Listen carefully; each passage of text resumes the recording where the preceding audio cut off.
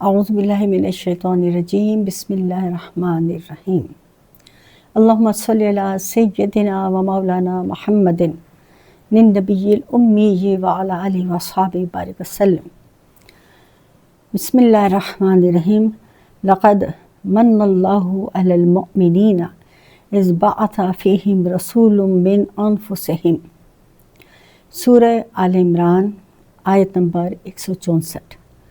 رب کریم اس آیت میں فرما رہا ہے، بے شک اللہ تعالیٰ نے مسلمانوں پر بڑا احسان فرمایا کہ انہی میں سے عظمت والا رسول بھیجا۔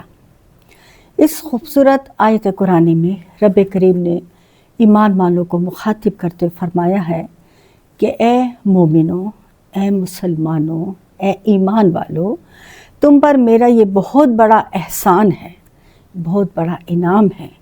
میں نے تم پہ بہت لطف و کرم کر دیا ہے کہ میں نے اپنے محبوب محمد صلی اللہ علیہ وآلہ وسلم کو، جو تمہاری جانوں سے قریب تر ہیں، انہیں تمہیں دے ڈالا، اور تاکہ تم ذلت اور گمراہی سے نکل کے عزت اور شرف کی طرف آؤ۔ اس کائنات ہست و بود میں رب کریم کے پاس جو سب سے بڑی نعمت ہے، وہ نعمت محمد مصطفیٰ صلی اللہ علیہ وآلہ وسلم ہے۔ اللہ فرماتا ہے کہ ایمان والو، یہ میرا تم پہ بہت بڑا احسان ہے کہ میں اپنا محبوب تمہیں دے رہا ہوں، اور تمہیں ہی سے میں اس محبوب کو بنایا۔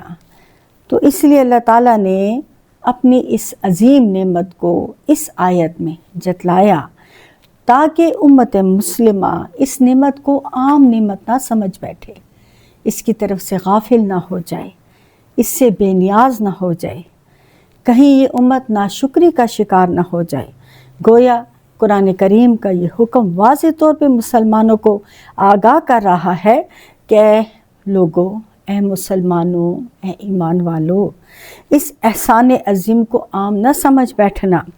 یہ اس کائنات کی سب سے بڑی نعمت ہے، اللہ تعالیٰ نے تمہیں اس سے نواز دیا ہے۔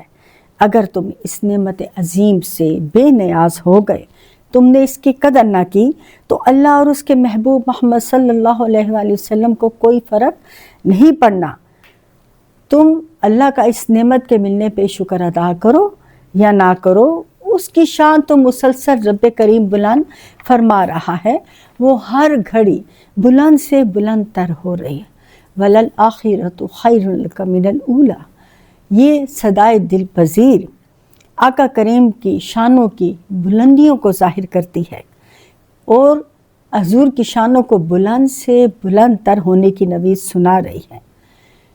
آیت مبارکہ وَرَفَعْنَا لَكَ ذِكْرَكَ، کس قدر خوبصورت اللہ تعالیٰ نے اپنے محبوب کے ذکر کو اس کی رضا کے لیے بلند کر دیا۔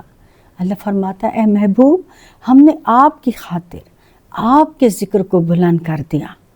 نعمت کا ملنا، اس پر خوشی کا اظہار کرنا، اس کا شکر ادا کرنا، نعمت کا چرچا کرنا، یہ حکم قرآنی ہے۔ لَإِن شَكَرْتُمْ لَأَزِيدَنَّكُمْ، اگر تم شکر ادا کرو گے تو تم پر اپنی نعمتوں میں اضافہ کروں گا، اور اگر تم ناشکری کرو گے تو میرا عذاب یقیناً سخت ہے۔ رب کریم کا یہ قول مبارک، یہ آیت مبارک ہمیں بتا رہی ہے کہ اللہ فرماتا ہے کہ جب میں تمہیں کوئی نعمت عطا کروں تو تم اس کا شکر ادا کرو، اور نعمت کا شکر ادا کرنا نعمت کو بڑھاتا ہے۔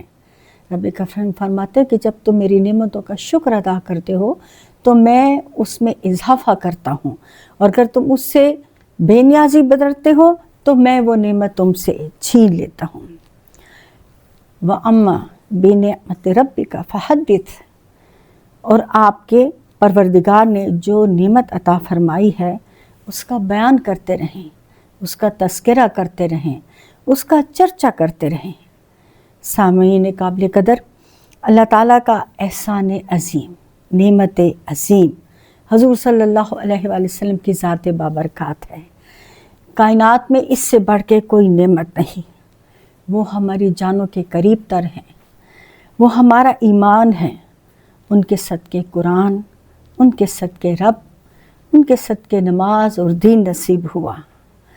اللہ تعالیٰ نے اپنے محبوب کو ہمیں دے کے وہ احسان عظیم فرمایا کہ اس نے ہمارے اوپر اتنا بڑا فضل کر دیا کہ ہم جتنا بھی شکر ادا کریں وہ کم ہے۔ ربیع الاول ماہ مبارکہ ہے، ماہ نور ہے، ماہ برکت ہے، ماہ سعادت ہے۔ ہر مومن مسلمان اس ماہ میں خوش ہوتا ہے، کیوں کہ وہ جانتا ہے کہ یہی وہ مہینہ ہے ربیع الاول جس میں اللہ تعالیٰ نے اپنے محبوب کو اس کائنات کی جو وجہ وجود کائنات ہے ہمیں عطا کیا۔ اللہ تعالیٰ من اللہ کہہ کے اس نعمت کو جتلاتا ہے اور فرماتا ہے کہ یہ ایک نعمت جو میں نے تمہیں عطا کی ہے، اس نعمت کی اگر تم قدر نہیں کرو گے تو تمہارا ایمان سلب کر لیا جائے گا۔ یہ ولادت مصطفیٰ صلی اللہ علیہ وآلہ وسلم کا مہینہ ہے، آمد حبیب کبریا کا مہینہ ہے۔ قرآن کی آیات گواہ ہیں کہ جب عیسیٰ علیہ السلام کی قوم نے اصرار کیا اور حضرت عیسیٰ علیہ السلام نے مائدہ کے لیے دعا کی کہ ایک نعمت و بھرا خوان، ایک دسترخوان آسمان سے نازل کیا جائے، اور اس دن کو اس خوان کے اترنے کے دن کو، مائدہ کے ملنے کے دن کو اللہ تعالیٰ کے اس انعام کے اوپر انہوں نے کہا کہ ہم اس دن کو عید منائیں گے، یہ دن ہمارے لیے عید کا دن ہوگا۔ تو سوچئے کہ کائنات کی سب سے بڑی نعمت جو ہمیں عطا کی گئی ہے اس کا آنا ہمارے لیے کس قدر خوشی کیا ہے؟ عید ہے، مسرت ہے۔ شرعی عیدیں بے شک دو ہیں لیکن مجازی عیدیں، جیسے ہم کہتے ہیں کہ آپ کا آنا تو گویا عید کا آنا ہے، تو جو حضور کا آنا ہے وہ تو ساری عیدوں سے بڑھ کر ہے۔ حضور صلی اللہ علیہ وآلہ وسلم کی جب مدینہ آمد ہوئی تو بنو نجار کی بچیوں نے دف بجا بجا کے اس نعمت پہ شکر ادا کیا، اور وہ نعت پڑھی جس کو حضور نے خود سماعت فرمایا، جس کو پسند کیا۔ طلع البدر علینا من ثنیۃ الوداع وجب الشکر علینا ما دعا للہ داع۔ تو یہ نعمت جب مدینہ پہنچی، اور یہ بھی آپ جانتے ہیں کہ وہ 12 ربیع الاول ہی کا دن تھا، وہ پیر ہی کا دن تھا جب حضور مدینہ پہنچے، جب قباء پہنچے۔ ہم جب اس نعت کے شعر کو پڑھتے ہیں تو اس میں بھی دیکھیے وہ بنو نجار کی بچیاں، حضور کے نانا حال بی بی آمنہ کا میکا، اس کی بچیاں بھی کتنی عقل مند تھیں کہ انہوں نے بھی جب یہ شعر پڑھا تو کہا وجب الشکر علینا، ہم پہ شکر کرنا واجب ہے۔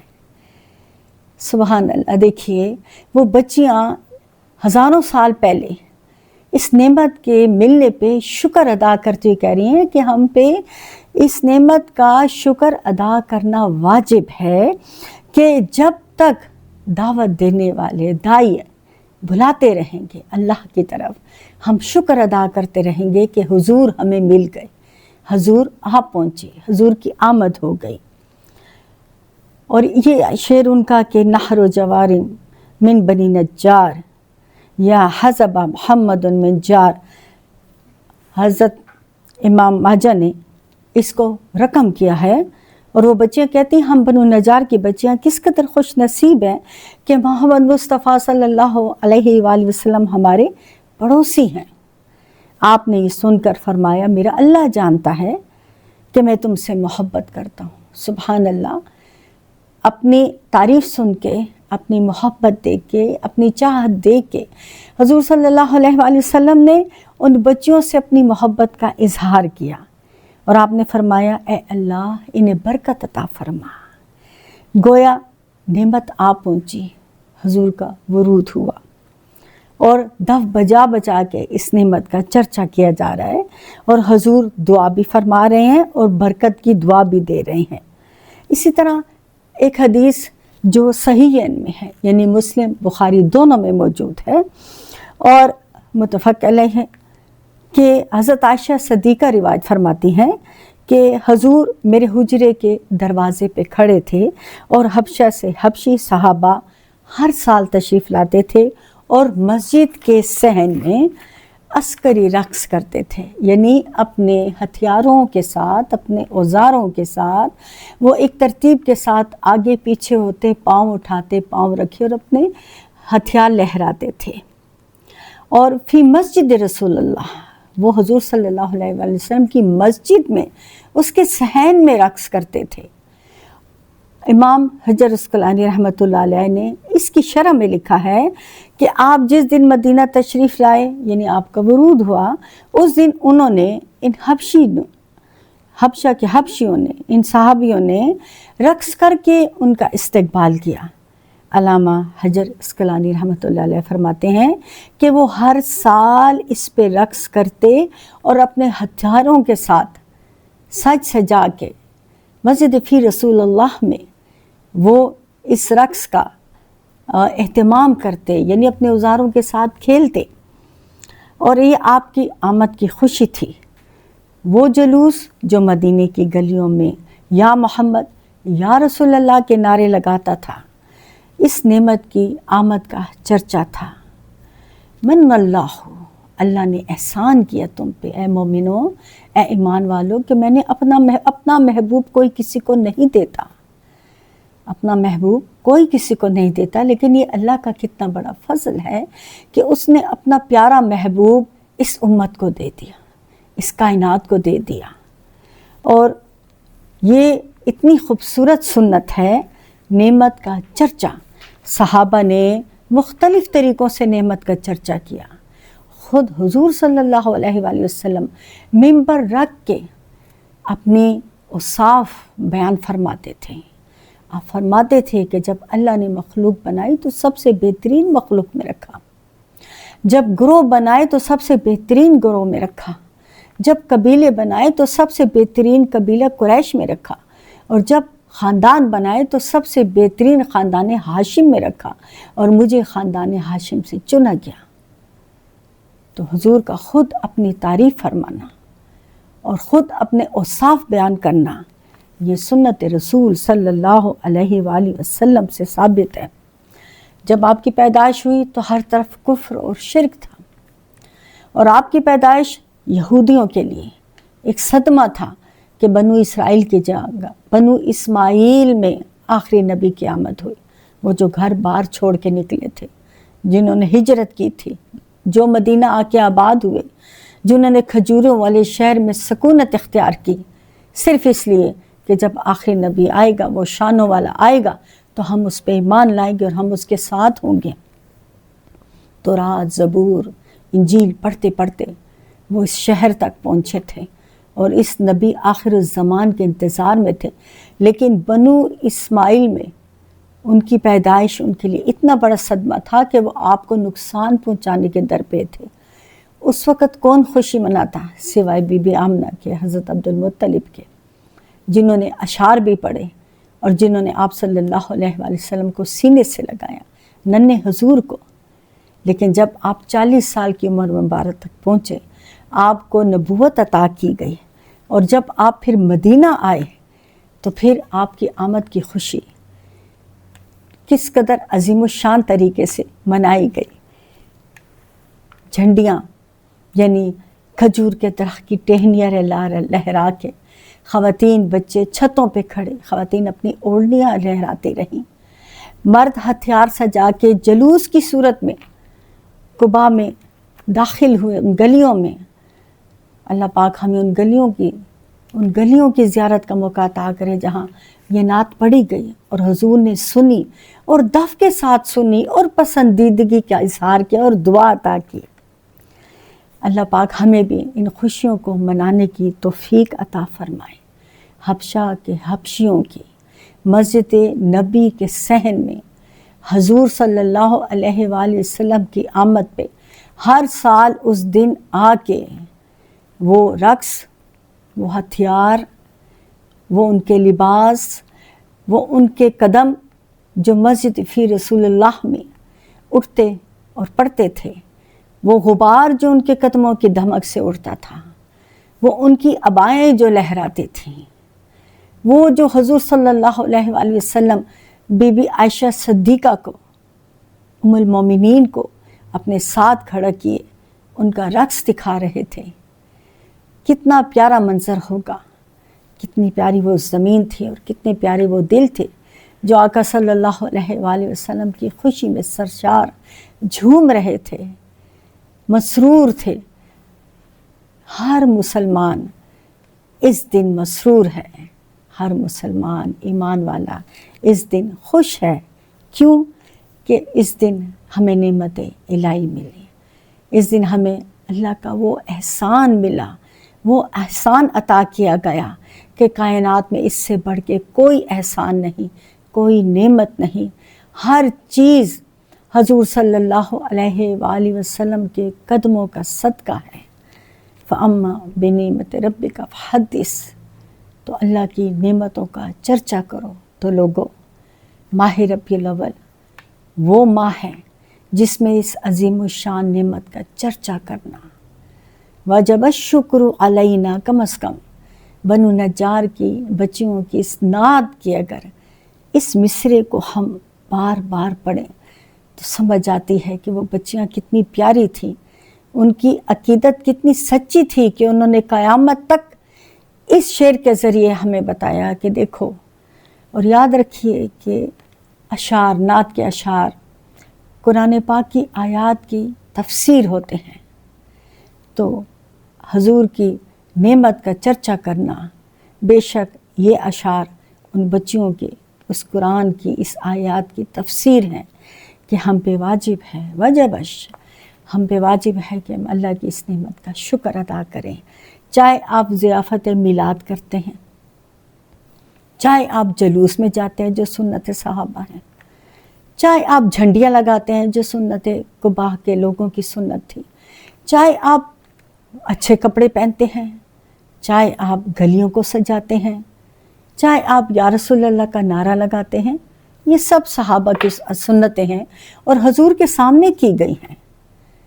حضور کی اونٹنی کے اڑتے ہوئے قدم اور قباء کی وہ گلیاں اور بجتا ہوا دف اور یہ خوبصورت اشعار اور اوڑنیاں لہراتی ہوئیں اور وہ کھجور کی ٹہنیاں دور دور تک لہراتی ہوئیں ہمیں کیا بتاتی ہیں کہ اللہ کی نعمت کا شکر ادا کیا جائے اور بھرپور طریقے سے ادا کیا جائے۔ ہم خواتین کا، ہم ماؤں کا یہ فرض ہے کہ ہم ان محبتوں کو، ان عقیدتوں کو اپنی نسلوں میں منتقل کریں۔ ہم ہیروز کے دن مناتے ہیں تو حضور تو ساری کائنات کے ہیرو ہیں، وہ تو حضور صلی اللہ علیہ وآلہ وسلم اللہ کے محبوب ہیں۔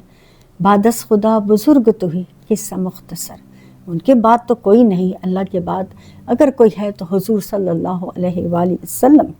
وہ خدا نہیں، بخدا نہیں، مگر وہ خدا سے جدا نہیں۔ اللہ تعالی ہمیں اس ماہ میں حضور کی محافل کو زیادہ سے زیادہ انعقاد پذیر کرنے کی توفیق عطا کرے، ہمارے گھروں کو نعت سے اور درود پاک سے اللہ تعالیٰ آراستہ کرے، اللہ ہمارے بچوں کو حضور کی غلامی میں رکھے، اور کوشش کرنی چاہیے کہ اس میں بچوں کو ہم سکھائیں کہ اس دن آپ اپنے ساتھیوں کو، اپنے دوستوں کو تحائف دیں، اچھے کپڑے پہنیں، کھانا بنا کے بانٹیں اور گھروں کو سجائیں، گلیوں کو سجائیں۔ یہ تمام احادیث موجود ہیں، تو پھر اس سے انکار کرنا کفران نعمت ہے، اور کفران نعمت کی سزا کیا ہے؟ نعمت کا چھین لیا جانا۔ اللہ تعالی ہمیں اس چیز سے محفوظ رکھے کہ ہماری نعمت، ہمارے ایمان کی نعمت ہم سے چھین لی جائے۔ وہ بارگاہ جہاں آواز بلند کرنے پہ ایمان سلب ہو جاتے ہیں، اس بارگاہ کا ادب، اس بارگاہ کا محبت اللہ پاک ہمیں نصیب فرمائے۔ ایک بہت خوبصورت کتاب ہے، میں اس کا تعارف کروانا چاہوں گی، شیخ الاسلام ڈاکٹر محمد طاہر القادری کی 994 صفحات پہ مشتمل یہ کتاب میلاد النبی۔ انہوں نے قرآنی آیات کے ذریعے، احادیث مبارکہ کے ذریعے، مفسرین، محدثین کے اقوال کے ذریعے بہت خوبصورتی سے عید میلاد النبی کی حقیقت بیان کی ہے، اور بتایا ہے کہ کس طرح قرآن اور حدیث سے حضور کی آمد کی خوشی منائی جاتی ہے۔ اللہ پاک ہمیں حضور کی غلامی میں رکھے، اللہ ہمیں شکرانے نعمت کا موقع عطا فرمائے۔ اللہ ہمیں حبشہ کے حبشیوں کی سنت ادا کرنے کی توفیق عطا فرمائے۔ اللہ ہمیں بنو نجار کی بچیوں کی سنت ادا کرنے کی توفیق عطا فرمائے۔ اللہ تعالی ہمیں حضور صلی اللہ علیہ وآلہ وسلم کی سنت کے ممبر پہ تشریف فرما ہو کہ آپ اپنے فضائل بیان کرتے تھے۔ تمام امت مسلمہ کو ربیع الاول کی سعادت مبارک ہوں، برکتیں مبارک ہوں۔